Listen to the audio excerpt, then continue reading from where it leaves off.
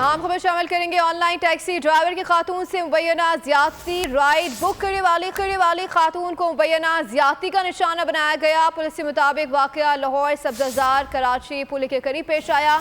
Driver ने दो खवातीन को राइड पूरी होने पर घर उतारा। ड्राइवर मुबैना तौर पर उनके पीछे ही घर के अंदर दाखिल हुआ। इस हवाले से मजीद जानते खुरम मलिक से।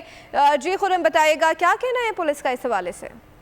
जी बिल्कुल, सब्जाजार में ऑनलाइन टैक्सी ड्राइवर ने राइड बुक करने वाली खातून को मुबैना ज्यादती का निशाना बना डाला। वाकया सब्जाजार कराची पुली के करीब पेश आया है। ऑनलाइन टैक्सी ड्राइवर ने दो खवातीन को राइड पूरी होने पर घर उतारा। ड्राइवर खातून ने उतरते ही मुबैना तौर पर इनके पीछे घर के अंदर दाखिल हुआ। मुलजम ने एक खातून को मुबैना तौर पर जिनसी ज्यादती का निशाना बनाया।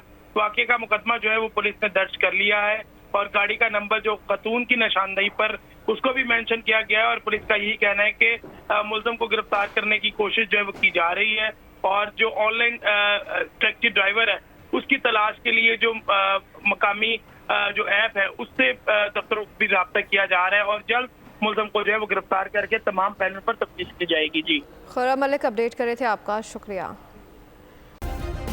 सब्सक्राइब करें और बेल दबाएं ताकि कोई खबर रह न जाए।